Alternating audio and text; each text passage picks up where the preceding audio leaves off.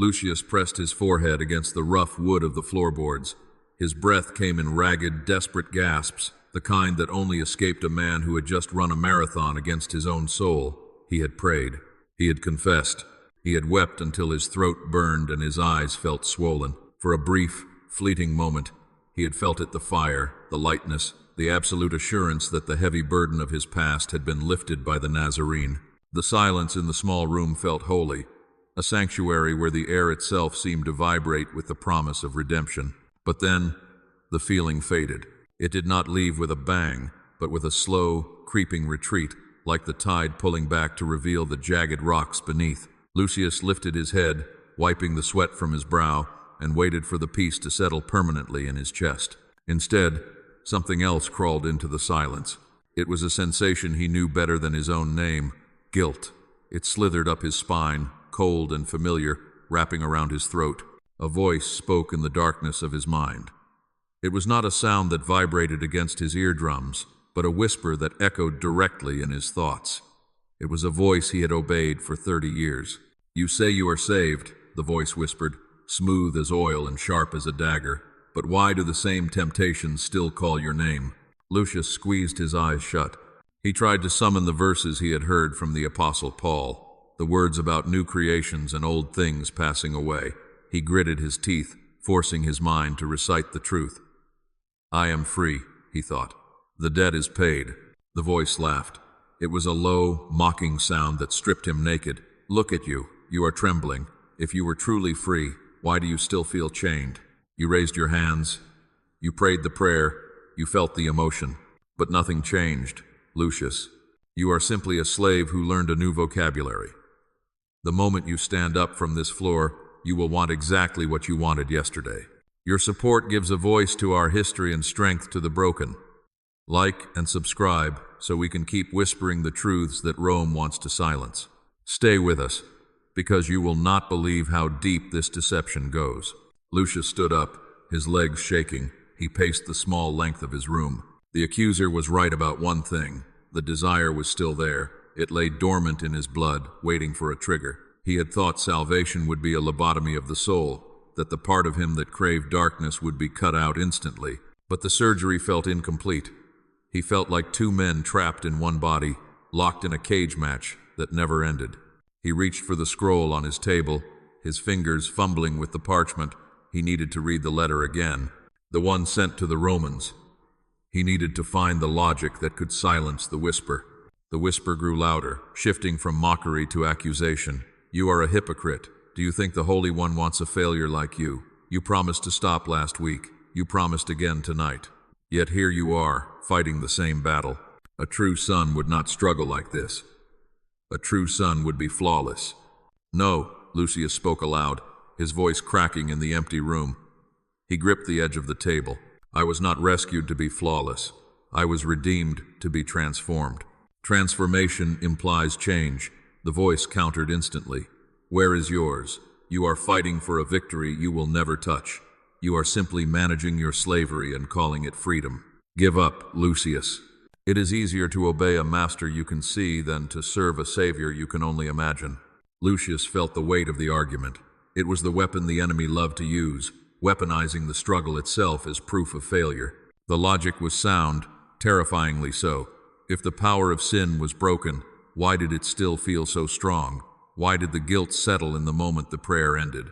He remembered the words of the teacher regarding the cross. It was not just a cancellation of debt, it was a breaking of ownership. The concept swirled in his mind. Ownership. He looked at his hands. For years, they had belonged to a master who demanded theft and violence. Now, they were supposed to belong to another. "The chains you feel are memories, not masters," Lucius whispered, testing the weight of the words. The voice in the darkness hissed, losing its smooth composure for a fraction of a second. "You are mine. You have always been mine." Lucius straightened his back. The fear was still there, pulsing in his veins. But a new resolve began to harden underneath it. He realized something profound in the darkness. The voice was arguing too hard.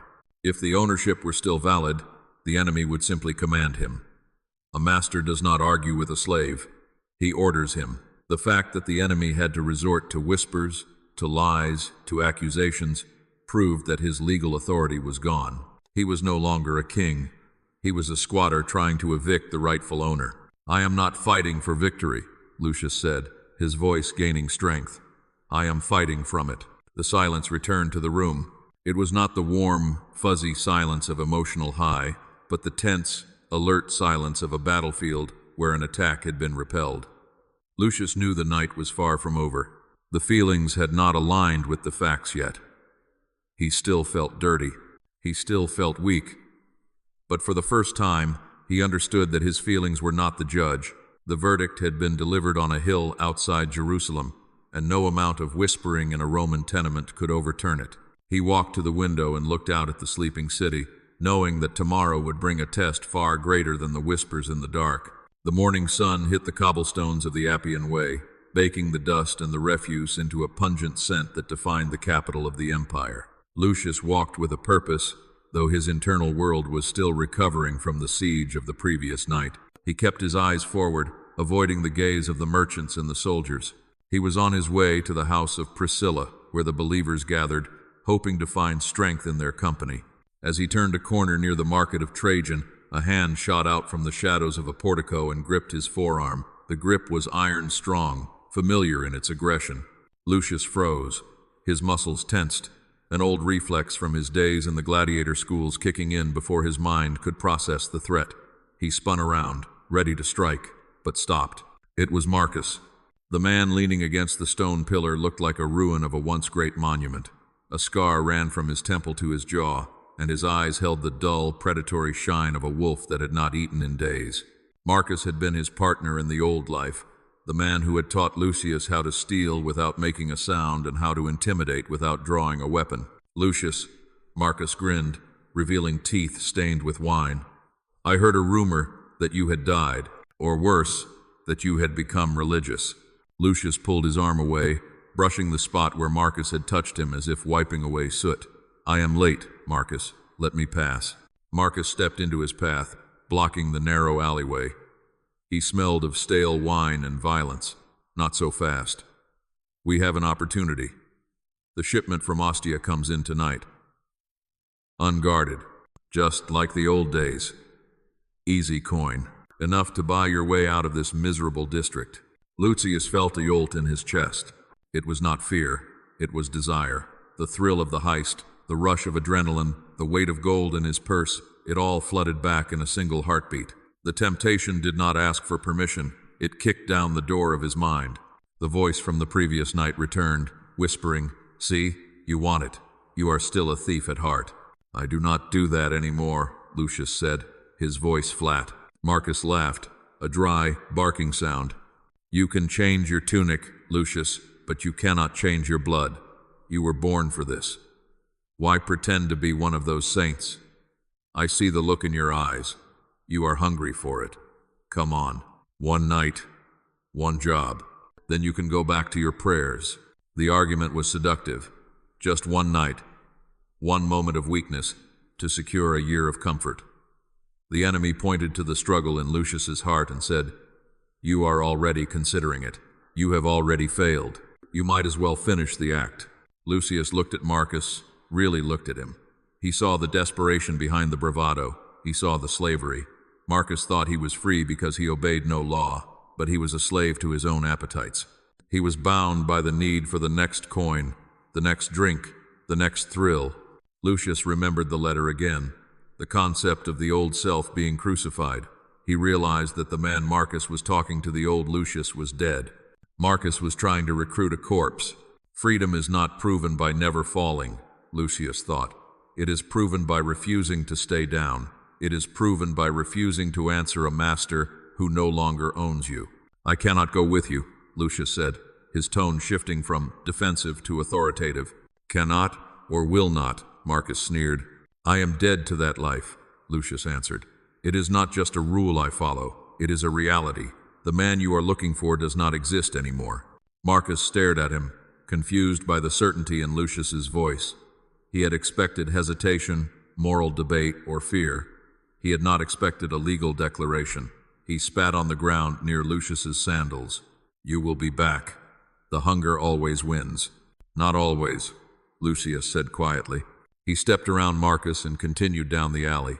He did not look back, though every nerve in his body screamed at him to turn around. The pull was magnetic. The chains of his past felt heavy and real, dragging behind him, clinking on the stones. But as he walked, he realized something that made his step lighter. The chains were a mirage. If he turned around, there would be nothing there. The feeling of being bound was a trick of the mind, a phantom sensation like a soldier feeling pain in a limb that had been amputated. He was walking away from a prison with no walls. The door was open. The guard was gone. Only the habit of captivity remained. Condemnation whispered that he should have felt no temptation at all. Conviction, however, whispered that the victory lay in the fact that he was still walking away. The struggle was not proof that he was a failure. It was proof that the grace of God was actively fighting the gravity of his nature. Lucius reached the main road, the noise of the market drowning out the echo of Marcus's laughter. He was still trembling. He still wanted the gold, but he was walking in the opposite direction. That was the difference between slavery and struggle. A slave has no choice. A son fights to choose rightly. He took a deep breath, filling his lungs with the dusty air of Rome. The battle was far from over. In fact, he suspected it was just beginning. But as he merged into the crowd, he understood for the first time what it meant to fight from victory, not for it. The king had already won the war. Lucius just had to survive the skirmish. Lucius sat in the corner of the dimly lit room where the followers of the Way had gathered. The air was thick with the scent of oil lamps and the murmurs of prayer, but Lucius was not truly there. His body was slumped against the cool stone wall, but his mind had been dragged away to a different place, a terrifyingly vast hall that existed somewhere between his conscience and his soul. He was standing in the center of a courtroom. The floor was made of polished obsidian, reflecting his own face, which looked pale and distorted. High above, the ceiling vanished into a suffocating darkness. There was no jury, only a judge whose face was obscured by blinding light, and a prosecutor standing in the shadows. The prosecutor did not look like a monster. He looked like a scholar, holding a scroll that seemed endless. He was calm, precise, and devastatingly accurate. "This is the record of Lucius," the prosecutor announced. His voice was not loud, but it resonated like a bell tolling for a funeral. He unrolled the scroll, and Lucius watched with horror as his life spilled out in ink. It was not just a list of actions. It was a transcript of thoughts. Every moment of envy, every flash of hatred, every secret lust he had entertained even after his conversion, it was all there. The prosecutor pointed a long finger at Lucius. "He claims to be new. He claims to be washed. But look at the evidence from this very morning." He considered theft. He felt the pull of the old life. The law demands perfection. This man offers only pollution. Lucius wanted to speak, to offer a defense, but his throat was sealed. What could he say? The accusations were true. The law was not lying. It was exposing the rot he had tried to hide. He felt the weight of the sentence before it was even delivered. Death, not just physical death, but the eternal separation from the light. He was guilty, and no amount of weeping could scrub the ink from that scroll. Then, the atmosphere shifted. Another figure stepped forward. He did not wear the robes of a lawyer, but the simple tunic of a servant. Yet, when he moved, the obsidian floor seemed to tremble. He walked to the center of the room, standing between Lucius and the judge. He did not argue that Lucius was innocent. He did not try to explain away the crimes or blame them on a difficult childhood.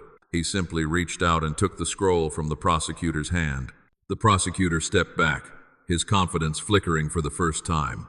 "You cannot deny the debt," the prosecutor hissed. "Justice must be served. The soul that sins must die." "It has died," the advocate said. His voice was like the sound of rushing waters, powerful yet incredibly gentle. The advocate turned the scroll over. The list of crimes was still there, black and damning. But then he placed his hand over the parchment. When he pulled it away, a thick crimson stain covered the writing. The ink had not been erased. It had been drowned. The red mark blotted out every line, every accusation, every record of failure. The advocate looked up at the blinding light of the judge. "The debt is not canceled by leniency. It is transferred. I have assumed the liability. The execution the law demands has already been carried out. Lucius fell to his knees on the obsidian floor. He understood suddenly that grace was not a loophole. It was a transaction. It was the most expensive purchase in the history of the universe. The prosecutor stood silent, his weapon destroyed. He could no longer read the list, because the list was unreadable under the blood. The advocate turned to Lucius. The courtroom began to dissolve, the walls fading into mist. He spoke one final thing before the vision ended. The law exposes what is wrong with you, Lucius. Grace exposes what is right with me. You are not acquitted because you behaved well. You are acquitted because the sentence was served. You are free. Lucius gasped, his eyes snapping open in the physical world. He was back in Priscilla's house. The believers were singing a hymn, their voices low to avoid attracting the Roman guards. Sweat drenched his tunic. The heavy, crushing burden of the should-haves and could-haves was gone, replaced by a profound, trembling awe. He realized the difference between forgiveness and freedom. Forgiveness was the blotting out of the scroll. Freedom was the realization that the prosecutor was no longer allowed in the courtroom. The revelation in the courtroom had changed his standing in heaven, but Lucius still had to walk the streets of earth, and on earth, the enemy had not conceded defeat. Lucius found work at the docks of Ostia, unloading grain shipments from Alexandria. It was brutal, back-breaking labor that paid only a few copper coins a day, a fraction of what he could have made with Marcus in one night of thievery. His muscles screamed in protest, and the dust of the grain coated his throat. As the sun began to set, casting long, bruised shadows across the port, a man approached the workers. It was distinctively not a foreman. He wore a cloak of fine purple wool, stained slightly at the hem, and gold rings on every finger. It was Valerius, a local crime lord who controlled the labor rackets on the waterfront. In the old days, Lucius had paid tribute to him. Valerius was the king of this district, ruling through fear and leverage. Valerius stopped in front of Lucius. The other workers scattered, keeping their heads down, terrified of drawing attention. Valerius smiled, a cold expression that did not reach his eyes. "Lucius," he said smoothly, "I heard you were back. I heard you refused a job with Marcus. That was foolish. You owe me for the protection I provided you last winter." Lucius straightened up, wiping his hands on his tunic. "I owe you nothing, Valerius. That contract ended when I left the life." Valerius laughed, stepping closer. His perfume was overpowering, masking the smell of the rot from the river. "You do not leave my kingdom unless I say you leave. You are mine. You breathe my air. You work on my docks. I own you." Lucius felt the old reflex of fear. For years, Valerius had been the ultimate authority. His word could get a man killed or fed. The fear was a habit, ingrained in Lucius's nervous system. The voice of the enemy whispered in his ear, "He is right. He is too powerful. You are still under his thumb. Just bow. Just agree." But then, Lucius looked at Valerius and saw something he had never seen before. He saw an exiled king. The image from the apostles' letter burned in his mind, the powers and authorities being disarmed and made a public spectacle. Lucius realized that Valerius was a metaphor made flesh. The man stood there acting like a king, demanding tribute, issuing threats. But did he actually have the power? Lucius looked around. There were no guards with Valerius today, no weapons drawn. Valerius was relying entirely on the memory of his power to control Lucius. He was banking on the fact that Lucius would forget he was free. This was exactly how sin worked. It postured, it threatened, it claimed ownership, but its throne had been overturned at the cross. It was a deposed dictator shouting orders from the shadows, hoping no one noticed he had lost his army. Lucius took a step forward, invading Valerius's personal space. The crime lord blinked, surprised by the lack of submission. "You have no claim on me," Lucius said, his voice steady and low. "I have a new master, one who bought me at a price you cannot afford." Valerius sneered, trying to regain control. "I can have you killed, slave." "You can kill the body," Lucius replied, locking eyes with him. "But you cannot touch the man inside. And that terrifies you, doesn't it? Because a man who is not afraid of death is a man you cannot enslave." Valerius stared at him for a long, tense moment. The threat hung in the air, sharp as a knife, but Lucius did not flinch. He did not offer a compromise. He stood firmly on the legal reality of his new citizenship. He was dead to Valerius's world, and dead men cannot be threatened. Finally, Valerius spat on the ground and turned away, muttering a curse. He walked off into the twilight, looking smaller than he had when he arrived. Lucius watched him go. His heart was pounding against his ribs, but his spirit was soaring. He had faced the exiled king and refused to bow. He realized that every temptation he would face from now on would be just like this encounter, a bluff, a test of memory. The enemy would always come demanding obedience, but the answer would always be the same. The chains were gone, the door was open, and the king of the shadows had no clothes. Lucius picked up his meager sack of grain and began the long walk home, not as a fugitive hiding from his past, but as a conqueror, learning to walk in the ruins of the enemy's defeat. The gathering of the believers took place in the cellar of a tannery, a place where the pungent smell of curing leather masked the scent of their fear. Lucius descended the wooden ladder, his eyes adjusting to the flickering light of a single oil lamp. There were perhaps 12 people huddled together, faces etched with the exhaustion of living in a city that wanted them dead. In the center of the circle sat a young man named Elian. He was curled inward, his head buried in his hands, his body shaking with silent sobs. Lucius knew Elian's story. 2 weeks ago, under the pressure of a Roman patrol, Elian had denied knowing the brethren. He had saved his own skin, and the guilt was now eating him alive. Lucius sat across from him. The other believers looked on with pity, offering words of comfort that seemed to bounce off Elian's hardened despair. "It is no use," Elian whispered, his voice hoarse. "I am a traitor, like Judas. There is no coming back from this. The spirit has left me. I feel nothing but the cold." Lucius leaned forward. "Elian, listen to me." Elian shook his head. "You do not understand, Lucius. You were a thief, yes, but you never looked into the eyes of a brother and claimed he was a stranger. I am broken beyond repair. The enemy tells me every night that I belong to him now." Lucius felt a jolt of recognition. He knew that voice. He had heard it in his own room just nights before. It was the voice of the accuser, the one who specialized in taking a stumble and calling it a funeral. "Elian," Lucius said, his voice cutting through the gloom. "Imagine a man locked in a dungeon for 20 years. It is dark, damp, and full of rats. One day, the emperor signs a decree. The war is over, the prisoners are pardoned. The guard comes down, unlocks the heavy iron door, throws it wide open, and walks away. The man is free." Lucius paused, waiting for Elian to look up. Finally, the young man lifted his tear-stained face. "But the man stays in the corner," Lucius continued. "He sits in the filth. He stares at the open door, but he does not move. Why? Because the darkness feels familiar. Because he is afraid that if he walks out, the light will burn him. Because he thinks he deserves the cell. Is that man a prisoner?" Elian hesitated. "No, legally, he is free." "Exactly," Lucius said intensely. "But experientially, he is still a slave. Not because the door is locked, but because he refuses to believe it is open. That is you, Elian. You are sitting in a cell that God has already unlocked." "But the guilt," Elian stammered. "The guilt is real," Lucius acknowledged. "But you are confusing conviction with condemnation. Listen to me closely, for this is the difference between life and death. Condemnation screams at you. It says, 'You are a failure. Go away. Hide. Die.' It pushes you away from the Father. But conviction is a whisper that breaks your heart. It says, 'You are better than this.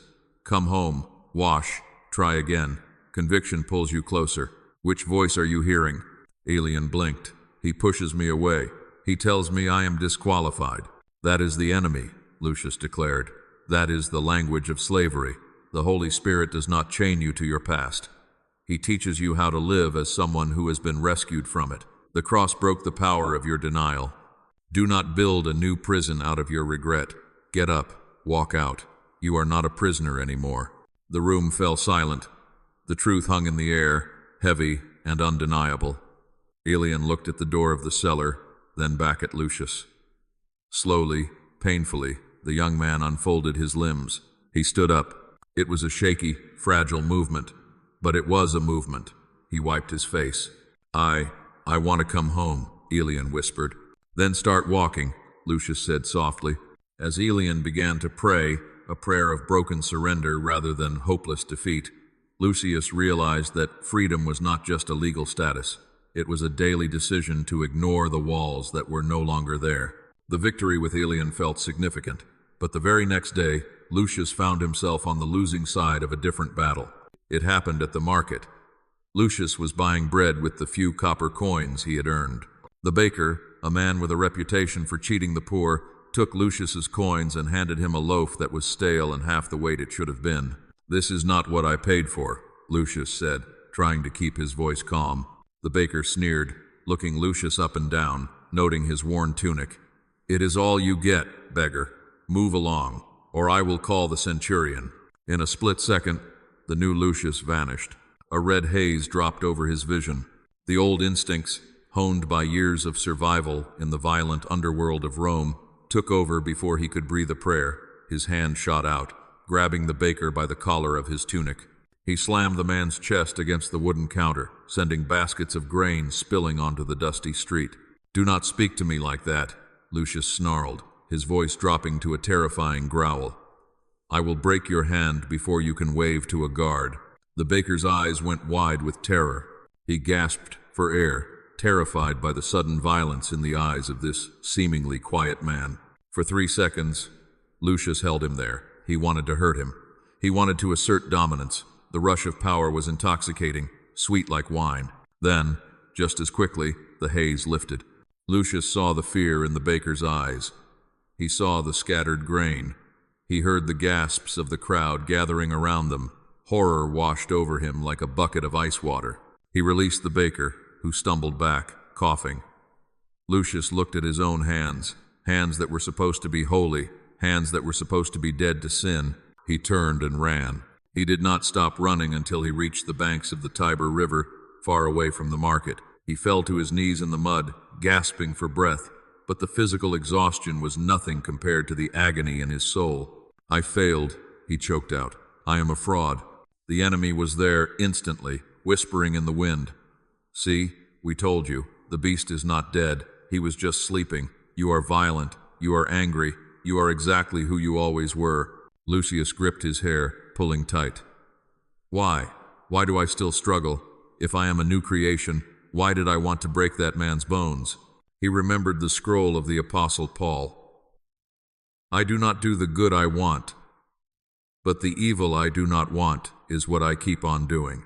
Lucius realized he was in the middle of a civil war. Salvation had not removed his humanity, it had invaded it. Before Christ, there was no war.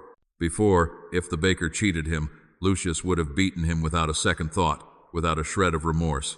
There was peace then, the terrible, silent peace of a graveyard where sin ruled unchallenged. But now there was conflict. The flesh desired what was contrary to the spirit, and the spirit desired what was contrary to the flesh. The two were locked in mortal combat inside his chest. Lucius sat back on his heels, his breathing slowing. "The struggle is not the evidence of defeat," he whispered to himself, realizing the profound truth of it. "The struggle is the evidence of life. Dead men do not fight." If he were truly still a slave to sin, he would not be weeping by the river. He would be celebrating his victory over the baker. The pain he felt, the sharp conviction that pierced his heart, that was the proof of his new nature. He was fighting because he was alive. This did not excuse his anger. He knew that. He had sinned. He had misrepresented his king. But instead of spiraling into shame, Lucius chose a different path. He chose to treat this as a battlefield injury rather than a fatal blow. He dipped his hands into the river, washing away the dirt of the market. "I am not who I was," he declared to the rushing water, "even if I am not yet who I will be." He stood up. He had to go back. He had to apologize to the baker. It would be humiliating. It would be painful. But it was the only way to silence the flesh and feed the spirit. The war would continue, perhaps until the day he died. But Lucius decided then and there that he would not surrender the ground he had gained. He would fight, not with fists, but with the relentless, humble refusal to stay down. Lucius knelt on the hard stone floor of his room, his knuckles white as he gripped the edge of his cot. He was not praying a prayer of praise. He was negotiating. For 3 nights in a row, the same dark, suffocating shadow had returned. It was not a temptation to steal or to fight. but something far more insidious, a paralyzing fear that he was a fraud, accompanied by a sharp physical anxiety that made his hands tremble and his chest tighten. "Lord, take this away," Lucius whispered, the desperation cracking his voice. "If I am yours, why do I still shake? If I am a conqueror, why does this anxiety cripple me every time I try to speak of you?" He waited for the fire of heaven to descend and burn away the weakness. He waited for the sudden surge of confidence that he felt other believers possessed. He wanted to be like Peter, who spoke with thunder, or Paul, who stood before kings without flinching. But the silence in the room remained unbroken. The trembling in his hands did not stop. Lucius stood up, frustrated. He paced the small room, his mind racing. He had assumed that sanctification meant the elimination of weakness. He thought that the closer he got to the light, the stronger, more invincible he would become. But the opposite seemed to be happening. The more he walked with the Nazarene, the more acutely aware he became of his own fragility. He went to meet an elder of the church, a man named Aquila, who worked with leather and canvas in a shop near the river. Lucius found him stitching a heavy piece of fabric.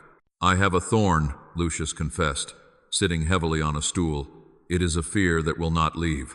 I have begged the master to remove it. I have commanded it to go, but it remains. Is my faith too small? Is there hidden sin I have not confessed?" Aquila set down his needle and looked at Lucius with eyes full of deep, weathered kindness. He did not offer a simple solution. Instead, he asked a question that caught Lucius off guard. "If the fear were gone, Lucius, and you felt completely strong, completely capable, and completely fearless on your own, would you still need him every hour?" Lucius opened his mouth to answer, then closed it. The truth hit him with the force of a physical blow. If he were invincible, he would not pray. If he were naturally confident, he would rely on his charisma, not the Spirit. His old self, the arrogant thief, loved to feel strong. The new self was being taught something much harder, how to be weak. Aquila continued, his voice low. "Paul wrote to us about a thorn in his own flesh, a messenger of Satan sent to torment him. 3 times he pleaded with the Lord to take it away. And do you know what the Master said? He did not say, 'I will remove it.' He said, 'My grace is sufficient for you, for my power is made perfect in weakness.'" Lucius stared at his trembling hands. He had been looking at the thorn as a sign of God's absence. Now, he began to see it as a tool of God's severe mercy. "God allows the tension to train your dependence," Aquila said, picking up his work again. "If victory came easily, pride would return quietly. The enemy wants to use this fear to silence you, but God wants to use it to keep you leaning on him. The thorn is not there to kill you, Lucius. It is there to kill your self-reliance." Lucius left the shop, the anxiety still humming in his chest. The miracle he wanted, the removal of the pain, did not happen, but a different miracle took place. He stopped fighting the weakness. He stopped trying to muster up a bravery he did not have. Instead, he whispered, "I am weak, so you must be strong." As he walked, he realized that grace did not always remove the limp. Sometimes, grace was the staff that helped him walk with it. The weakness was a constant reminder that he was a vessel, not the source. And in that acceptance, the panic began to lose its edge. It was still there, but it was no longer a master. It was merely a reminder to stay on his knees. The lesson of the thorn changed how Lucius approached his days. He stopped waiting for a lightning bolt of power to strike him before he moved. He learned that victory was not a destination but a rhythm of walking. Galatians 5:16 echoed in his mind, "Walk by the Spirit, and you will not gratify the desires of the flesh." Lucius realized he had been trying to sprint.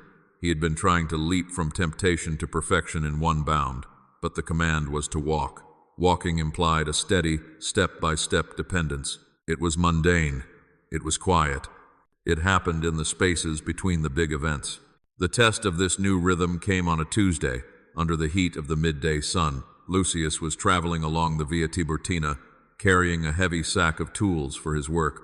The road was crowded, dust choking the air. A patrol of Roman soldiers marched down the center of the road, their armor clanking, their expressions hard and imperious. In Judea, and here in Rome, the law allowed a soldier to compel any civilian to carry his gear for 1 mile. It was a hated law, a symbol of occupation and tyranny. One of the soldiers, a young man with a cruel face, locked eyes with Lucius.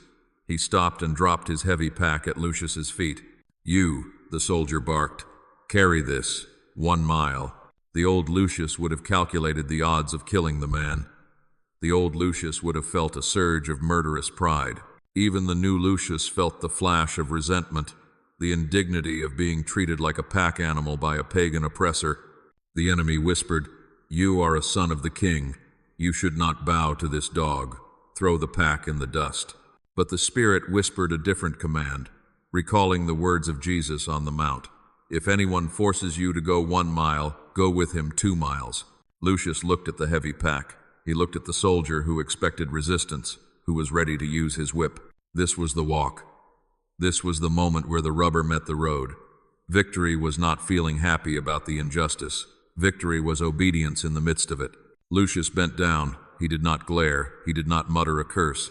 He picked up the pack, slung it over his own shoulder along with his tools, and nodded to the soldier. "Lead the way," Lucius said. They began to walk.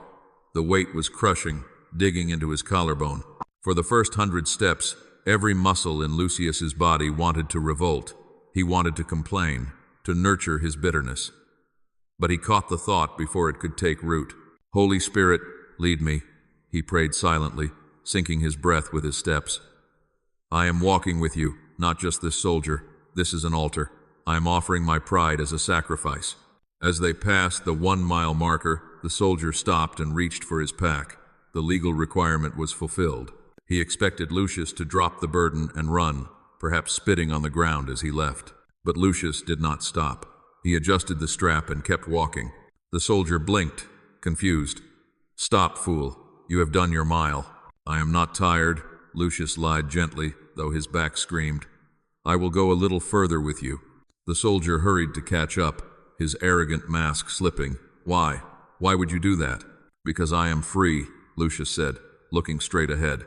The soldier did not understand, but Lucius did. By going the 2nd mile, he had taken back the power. The 1st mile was slavery. The 2nd mile was liberty. The soldier could command his body for the 1st mile, but only love could command the 2nd. Lucius was no longer a victim of Rome. He was a servant of Christ. They walked in silence for another mile. The resentment in Lucius's heart evaporated, replaced by a strange, bubbling joy. He was walking in the Spirit, and the Spirit was turning a humiliating march into a victory parade. He realized that he could not discipline demons or logic away his anger, but he could displace them by crowding his mind with the presence of God. When he finally handed the pack back to the stunned soldier, Lucius felt lighter than he had without it. He wiped the sweat from his brow and watched the soldier walk away, looking back over his shoulder in confusion. Lucius smiled. He had discovered the secret. Victory was hidden in the small, invisible decisions to yield. It was not about fighting the darkness with fists. It was about turning on the light. He turned back toward the city, ready for the next step, the next mile, the next moment of quiet, devastating obedience. The conflict that Lucius faced next did not come from a Roman soldier or a pagan crime lord, but from within the circle of the brethren. It was a danger far more subtle than persecution, for it wore the mask of freedom. Lucius had been invited to the home of a man named Silas, a merchant who had recently joined the way. Silas was wealthy, charismatic, and generous. He hosted gatherings where the wine flowed freely and the laughter lasted deep into the night. But as Lucius sat at the table, he noticed a heaviness in the air that did not match the festivities. Silas leaned back on his cushion, his face flushed. He raised a goblet and gestured to the group. "Drink, friends," Silas boomed. "Why so serious? We are the redeemed. The law is dead. Moses is buried. We are under the canopy of grace." A young woman near the table looked uncomfortable. "Silas," she said softly, "is it right for us to be here? This tavern. It is known for immorality. The women who work upstairs." Silas waved his hand dismissively. "It does not matter where we are. It matters who we are. Paul himself said, 'All things are lawful for me.' We are forgiven, past, present, and future. God does not look at our behavior. He looks at the blood. So if I enjoy a little pleasure, a little excess, What is the harm? Grace covers it all. In fact, the more I sin, the more grace abounds. Is that not the gospel? Lucius felt a cold knot tighten in his stomach. He recognized the logic. It was the whisper of the serpent dressed in the robes of a theologian. It was poison labeled as medicine. Lucius stood up. The room went quiet. Silas, Lucius said, his voice cutting through the noise, you are quoting the apostle, but you are twisting his neck. Silas narrowed his eyes, his smile fading. Careful, Lucius. You sound like a Pharisee. Do you want to put the chains back on us? Are you saying Christ's work was not enough? Lucius walked to the center of the room. He looked at the believers who were watching, waiting to see which version of freedom was true. I am saying that Christ's work was too expensive to be treated like a discount coupon, Lucius said intensely. You say grace is a license to do what you want, but you have forgotten what grace cost. He pointed to the wine in Silas's cup. Imagine that cup is filled not with wine, but with the blood of the Son of God. Imagine you are standing at the foot of the cross right now. You hear the hammer strike the nails. You see the sky turn black. You hear him cry out in agony as he absorbs the wrath that belonged to you. Lucius leaned in close to Silas. Would you look up at him while he is dying for your sin and say, "Thank you for the payment, Lord. Now I am going to go and enjoy the very thing that is killing you"? Silas lowered the cup, his hand trembling slightly. Grace is not a hall pass, Silas, Lucius continued, his voice trembling with emotion. It is a power. The apostle asked, "Shall we sin because we are not under law but under grace?" And his answer was a scream. By no means. But we are human, Silas muttered, defensive but shaken. We are weak. Yes, we are weak, Lucius agreed. But grace is not an excuse for our weakness. It is the cure for it. The same grace that saves you is the grace that teaches you to say no to ungodliness. If your grace does not change you, Silas, then it is not grace. It is just your own ego giving you permission to rebel. Silas stood up, anger flashing in his eyes. You speak of freedom, Lucius, but you sound like a slave master.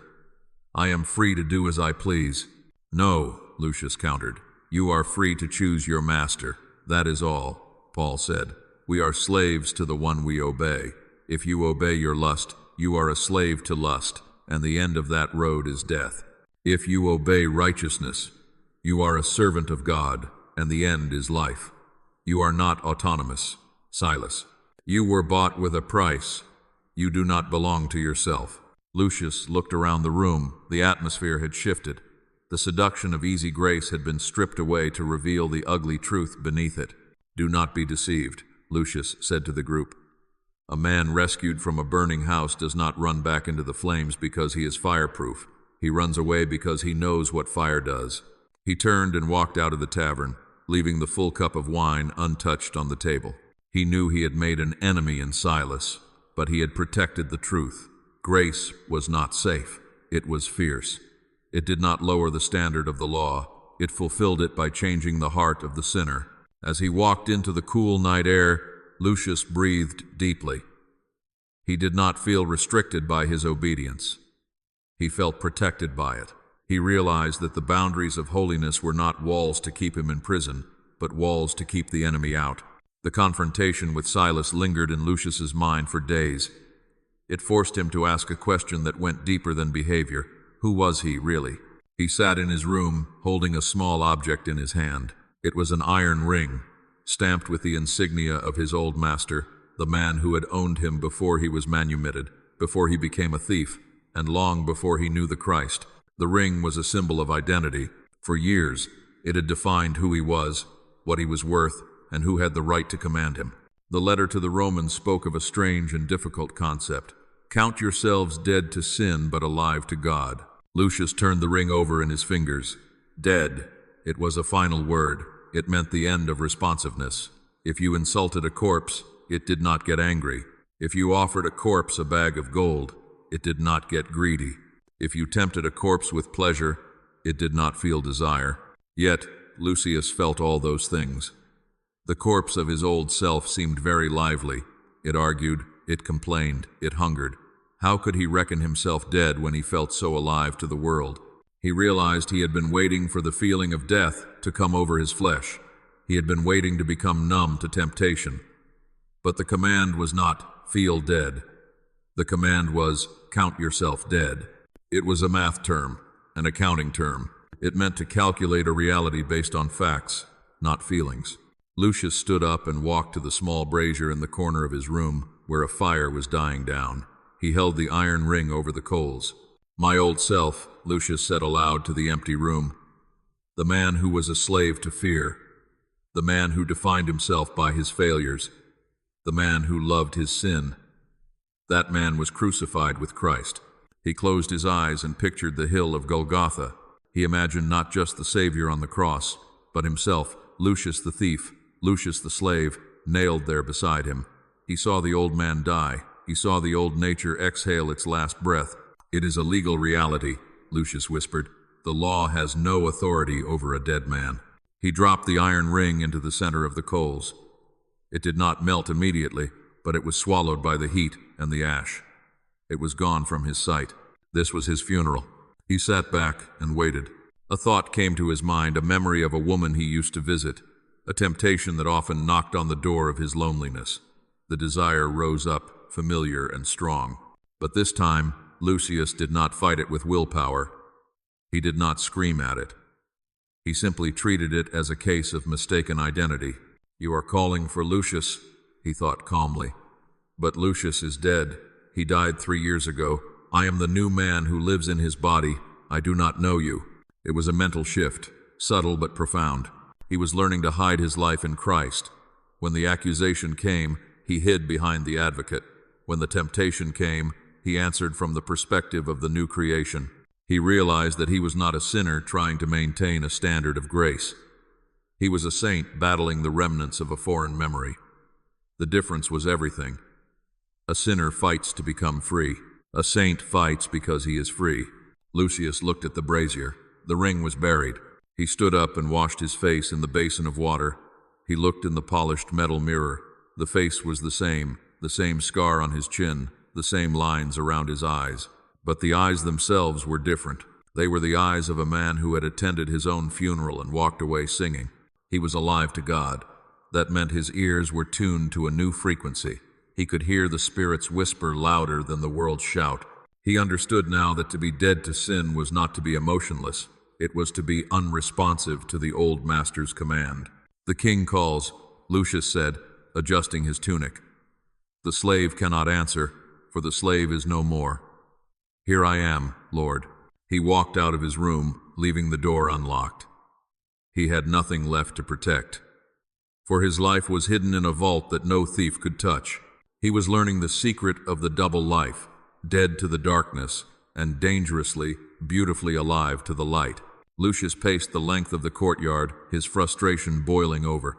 He had been walking this path for 3 years, yet yesterday he had snapped at a brother in sharp, biting anger. He felt like a failure. He felt like the seed of the gospel had fallen on rock and withered. He found Aquila near the back of the house, tending to a small, gnarled olive tree. Aquila held a sharp knife in his hand. With a decisive motion, he sliced off a healthy-looking branch. Sap bled from the wound. Lucius stopped, watching the violence of the act. "Why do you cut it?" he asked, his voice tight. It was growing. It looked alive. Aquila did not look up. He made another cut, severing another limb. It was alive, yes, but it was growing in the wrong direction. If I let it grow wild, it will produce many leaves, but no fruit. The energy of the tree is being wasted on appearance rather than substance. Lucius felt the metaphor land heavily in his chest. I feel like I am being cut to pieces. Aquila, every time I think I am making progress, I find another sin, another weakness, another failure. I thought sanctification would feel like strength. It feels like amputation. Aquila set the knife down and wiped his hands on a rag. He turned to Lucius. You want to be a finished statue, carved in stone, unchanging and perfect. But you are not stone, Lucius. You are a living thing, and living things grow. Aquila pointed to the pile of severed branches. This is not punishment, Lucius. This is pruning. The Father is the gardener. He is not cutting you because he hates you. He is cutting you because he sees the fruit you could bear. He is removing the parts of you that rely on your own strength, your own pride, your own defense mechanisms. But it hurts, Lucius whispered.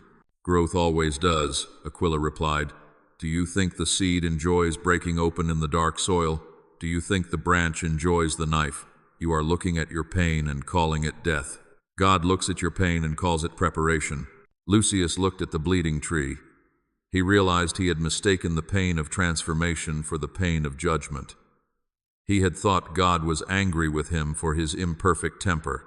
Now he saw that God was investing in him. The knife was proof of ownership. A gardener does not prune weeds. He only prunes the trees he intends to harvest. The process is slow, Lucius said, more to himself than Aquila. Completion is the goal, Lucius, not speed. Trust the hands that hold the knife. They are the same hands that were nailed to the cross for you.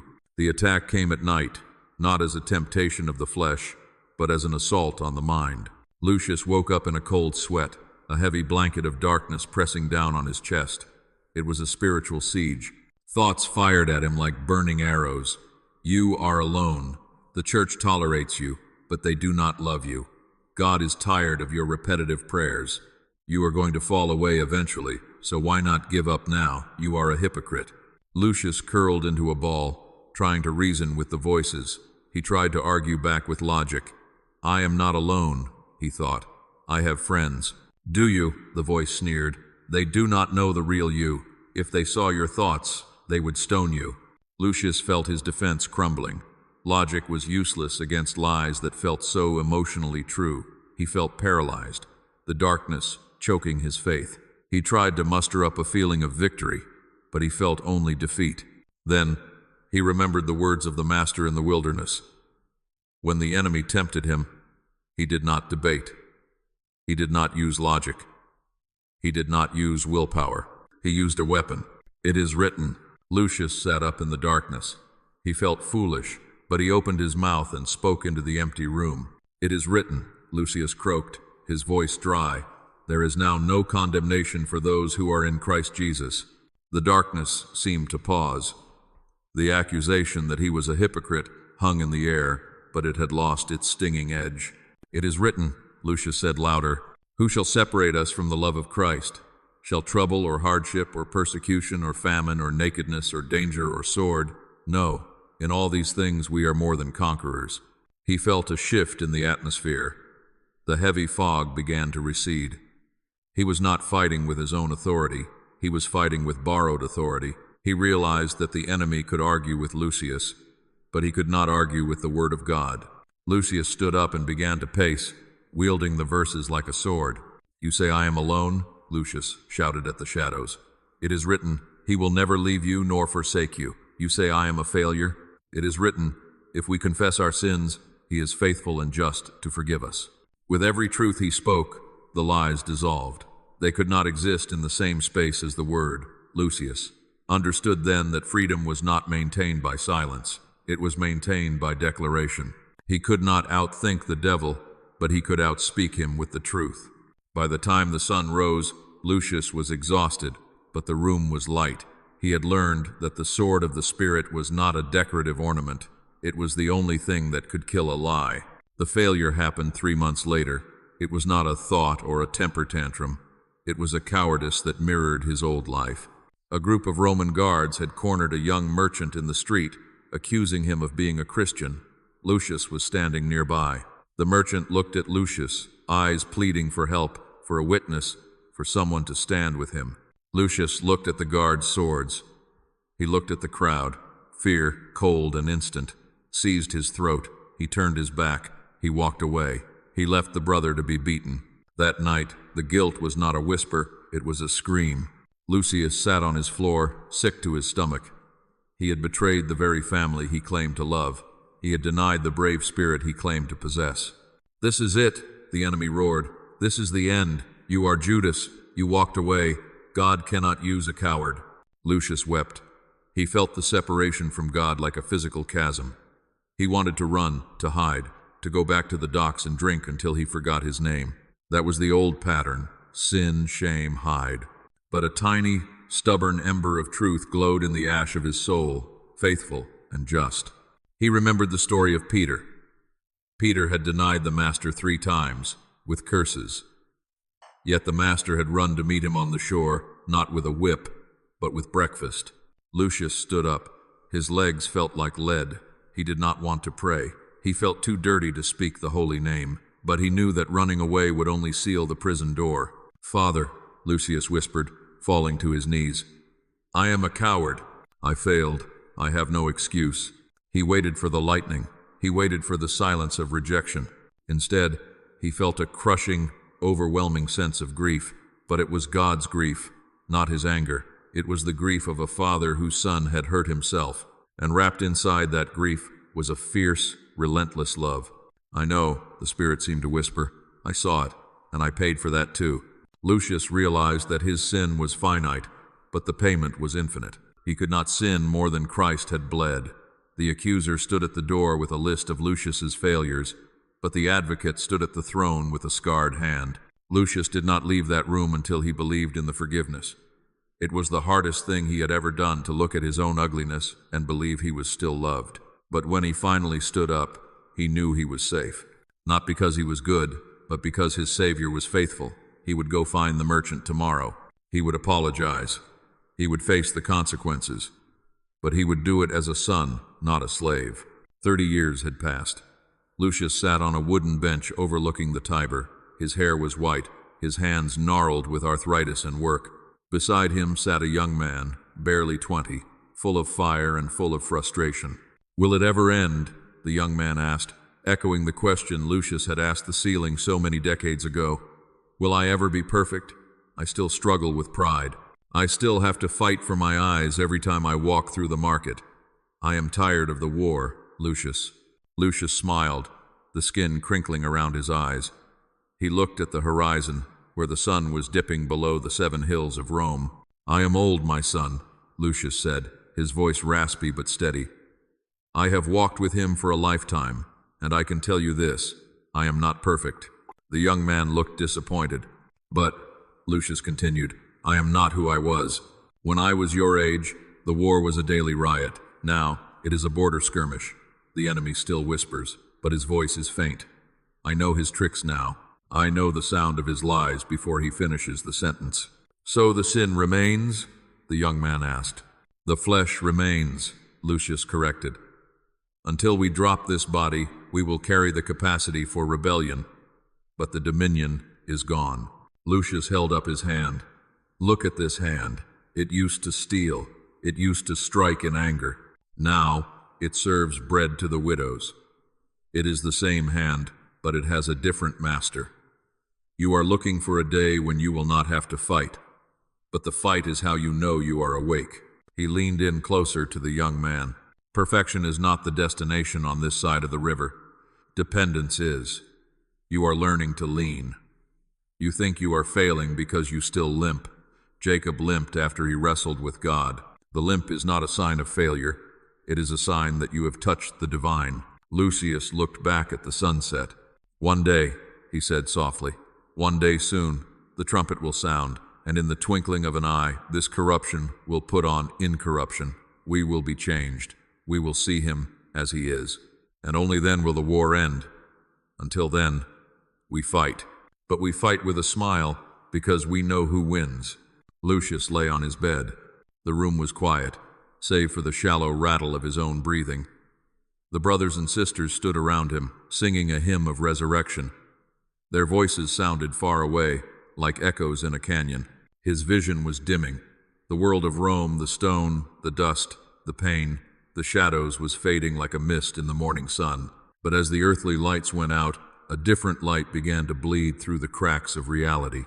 It was not a physical light. It was the light of a presence. Lucius felt the weight of his own body lifting. The heavy, tired flesh that had fought him for so long was letting go, and then he heard it. It was a sound no ear on earth had ever heard. It was the sound of a chain breaking for the final time. It was the sound of sin exhaling its last, desperate breath. Suddenly, the tension that had defined his entire existence, the pull between flesh and spirit, the war between dark and light, vanished. Silence. Perfect, holy, absolute silence. No whisper of guilt, no echo of shame, no temptation lurking in the corner. The silence was not empty. It was full. It was thick with peace. Then, the silence was broken by a voice. It was not the voice of the accuser. It was the voice he had heard in the scriptures, the voice he had chased through the prayers, the voice that had called him out of the darkness so many years ago. Lucius. He opened his eyes. Rome was gone. The sorrow was gone. The struggle was a distant memory, as insignificant as a bad dream. He saw him. The king was not in exile. He was seated on the throne, radiant and terrifyingly beautiful, and in the light of his face, Lucius saw himself. There were no scars. There was no stain. He was white as snow. He was whole. The war was over. The soldier was home. Lucius took his first breath of eternal air, and for the first time in his existence, he was truly, completely, and forever free. The story of the struggle had ended. The story of glory had just begun.